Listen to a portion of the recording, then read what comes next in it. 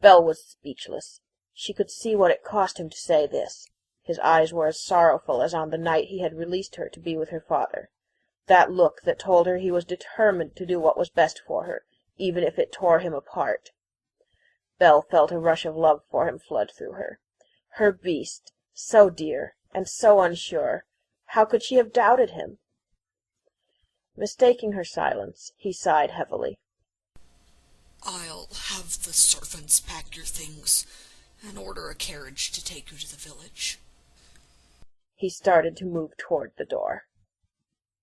Then he stopped abruptly, turning to her. His hands clenched into fists, and she saw a flash of the old fire in his blue eyes. "But this I swear," he said fiercely. "if it is the beast you love, I would gladly take back the curse forever.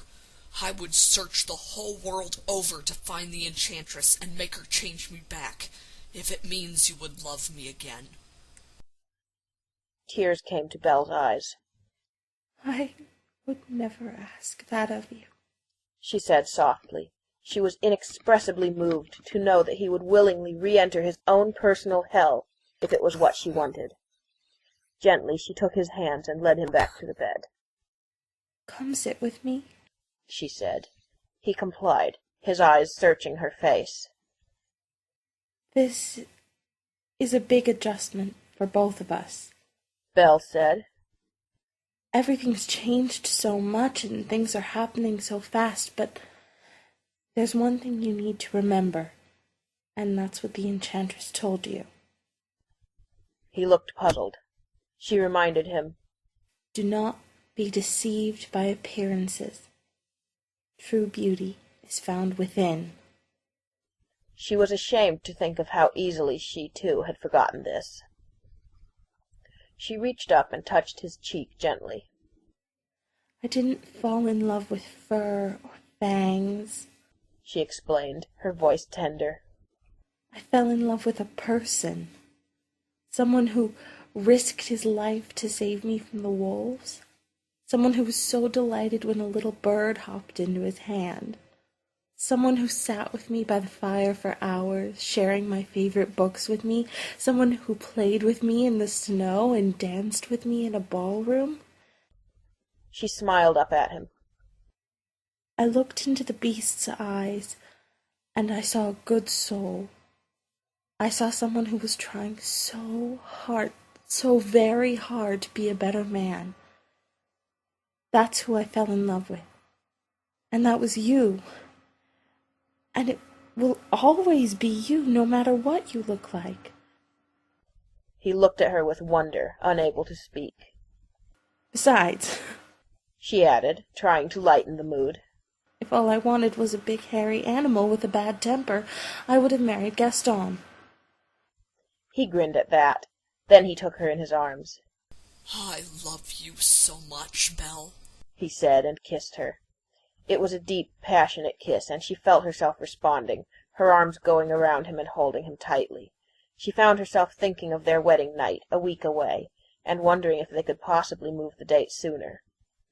He released her. She saw his body relax, the tension and worry draining out of him. He lay back on the bed next to her, his hands behind his head. "This is all a big change for me, too," he confessed.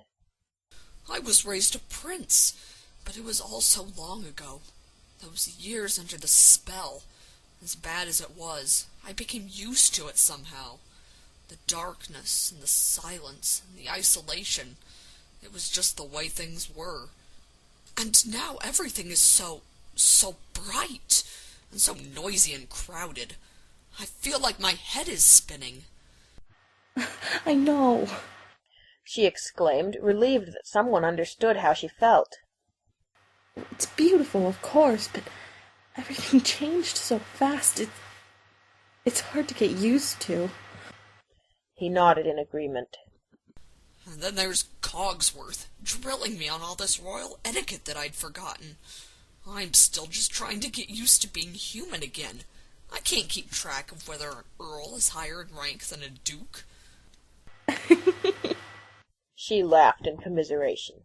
Then she sobered. Since you bring it up, There is one thing that worries me. He pushed himself up on his elbow, looking at her with concern. What is it? Well, she said, a little self-consciously. It's just, I'm not a princess. I don't know if I'll measure up to what people expect. I'm just a girl from a tiny village. I don't know which fork to use or the right way to curtsy. He laughed and squeezed her arm affectionately. Don't be silly. You'll be wonderful. You're more warm and gracious than any princess I've ever met. You have a way of making people feel at home. They'll love you. He had an idea.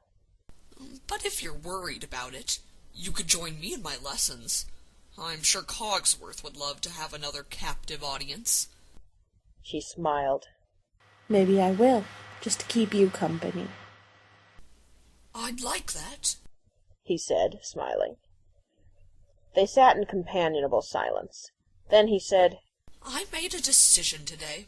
When my uncle comes tonight, I'm going to tell him I want him to remain king. Belle was surprised. Aren't you next in line for the throne? I am, he agreed. but my uncle has been in charge for 10 years, and apparently he's done a good job. I think it would give the kingdom stability to have him stay on. And I don't feel ready to run a kingdom yet. He has no children, so I'll still become king when he passes on. Hopefully by then I'll have learned what I need to know. I'm sure you'd be fine even if you took over tomorrow. She assured him. But I think it's a good idea. It will take the pressure off you. Yes, he said. and Belle, I was thinking, after the wedding, maybe we could take a honeymoon trip around the world. Would you like that? Her eyes lit up. Oh, yes. She breathed. All those years in that little village, every day the same, I always dreamed of seeing far-off places. He nodded. I know what you mean. I haven't been off the castle grounds in 10 years. I'd love to see some different sights. But won't the kingdom be upset if you leave again after being gone for so long? She asked. He considered this. We'll say it's a diplomatic mission, visiting other heads of state and other kingdoms. He decided. We'll probably have to sit through some dull, formal dinners in each place, but the rest of the time will be ours. We can spend some time alone, explore exotic places, maybe have some adventures. She sighed and snuggled up next to him. Sounds wonderful. They lay there, lost in their own dreams. Then Belle said, What time is it? He looked at the mantel clock. So odd to see it sitting there, unmoving, no eyes or mouth. It's 4 o'clock. Why? Well, the dinner and the ball start at 7 o'clock, but Madame Bouche wants me in her chamber at 6 o'clock to dress me and do my hair. Belle made a face. Imagine that? An hour to get dressed. Please tell me I don't have to do that every day. He chuckled. No, dearest. Just for special occasions. You can wear your blue dress and your ponytail every day if you want. That's a relief, said Belle. She had a thought. We have 2 hours. I was thinking. Yes? He asked with interest. She looked at him shyly. Well, I got a new book today. Would you like to read it with me? He smiled warmly. I'd love to. I've missed that. He put his arm around her, and she snuggled close to him and opened the book. That night everyone oohed and awed as Belle danced with the prince. Such a beautiful couple, everyone agreed. Belle was stunning in her yellow ball gown, and the prince was so handsome in his blue tailcoat. Belle sighed with contentment. She rested her head on his chest, closing her eyes. her best friend, her beloved, her beast, her prince. He was all that and more, she thought. Off to the side, Mrs. Potts held her little boy and watched the couple with happy tears in her eyes. "Are they going to live happily ever after, Mama?"